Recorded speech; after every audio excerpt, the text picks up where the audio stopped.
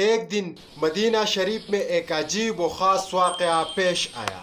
نبی کریم صلی اللہ علیہ وسلم اپنے خالہ ام حرام کے گھر آرام فرماتے کہ اچانک آپ صلی اللہ علیہ وسلم مسکرا دے۔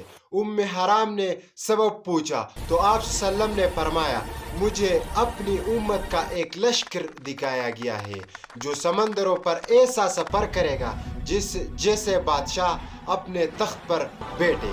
ام حرام نے فوراً عرض کیا، یا رسول اللہ، اللہ کرے میں بھی اس لشکر کے حصہ بنوں۔ آپ صلی اللہ علیہ وسلم نے مسکرا کر جواب دیا، تم ضرور شامل ہو گئی۔ یہ بات سب نے سن رکھی تھی، مگر کسی کو اندازہ نہیں تھا کہ یہ پیش گواہی کب پوری ہو۔ زمانے نے کروٹ بدلی، اسلامی ریاست مضبوط ہوئی، لیکن ایک بڑی کمزوری باقی تھی۔ زمین پر مسلمان ناقابل شکست تھے، لیکن سمندروں میں رومیوں کا راج تھا۔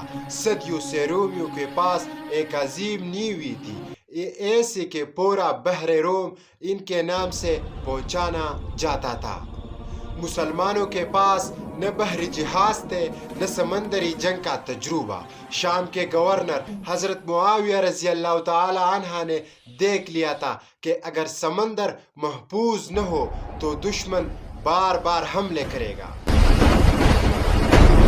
انہوں نے خلفائے راشدین کو کئی بار مشورہ دیا کہ مسلمانوں کو اپنے نیوی بنانی چاہیے۔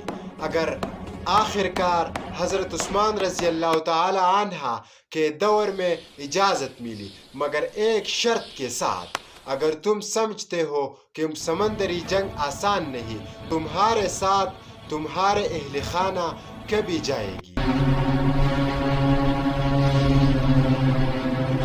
شرط منظور اور یوں مسلمان کی پہلی نیوی کی بنیاد پڑ گئی۔ جب مسلمان شام، مصر اور فلسطین فتح کر چکے تھے تو یہاں رومیوں کی دو بڑی شپ یارڈ موجود تھے جہاں ڈرومون جیسے بڑی جنگی جہاز بنتے تھے۔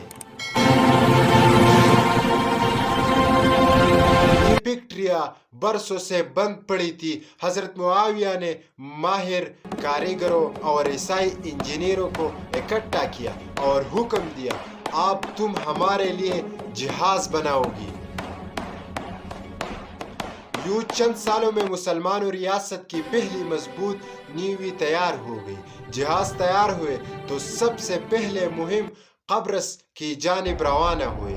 ایسے لشکر میں وہ ہستی بھی شامل تھے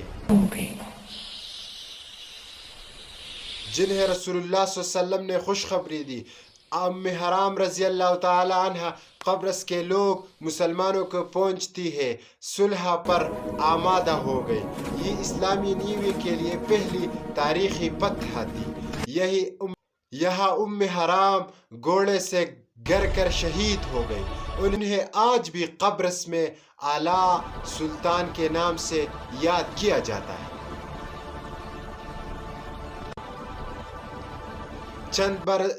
چند برس بعد رومی بادشاہ نے غصے میں آ کر 500 جنگی جہاز مسلمانوں کی طرف روان کی۔ مقابلے میں مسلمانوں کے پاس صرف 200 بحری جہاز تھے۔ ہوا بھی مسلمانوں کے خلاف چل رہی تھی، لیکن مسلمان پیچھے ہٹنے والے نہیں تھے۔ اچانک موسم بدلا ہوا، مسلمان کے حق میں چلنے لگی۔ اسلامی بیڑے پوری رفتار سے آگے بڑھے۔ پرانے زمانے میں سمندری لڑائی تیر اور تلوار سے ہوتی تھی۔ مسلمان نے اپنے جہاز آپس میں باندھ کر ایک تیرہ انداز پلیٹ فارم بنا لیا۔ رومیوں کی ہلتی کشتوں کے مقابلے میں مسلمانوں کی تیر سیدھے نشانے پر لگ رہے تھے۔ لڑائی اتنی شدید تھی کہ تاریخ ایسے سمندر کی یرموک کہتی ہے۔ طوفان کے بیچ لڑائی جا رہی ہے۔ ایک سپاہی نے اپنے جان کی پرواہ کی بغیر سپہ سالار کو بچایا اور خود شہید ہو گیا۔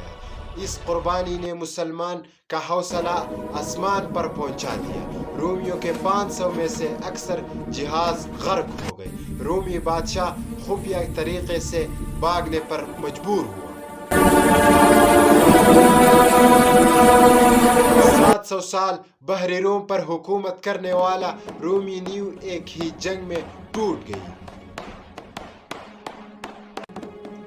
حضرت عثمان رضی اللہ تعالیٰ عنہ نے سمندری طاقت کو اسلام کے مستقبل کا حصہ بنا دیا تھا، اگرچہ کہ آپ کا منصوبہ ادھورا رہ گیا، مگر آپ کی زندگی میں ایک ایسا کارنامہ مکمل ہوا جو دنیا کی تاریخ بدلنے کے لیے کافی تھا۔ اسلام کے پہلے نیوی نے بحر روم کے سب سے بڑی طاقت کو شکست دی اور سمندر مسلمانوں کے لیے محفوظ ہو گیا۔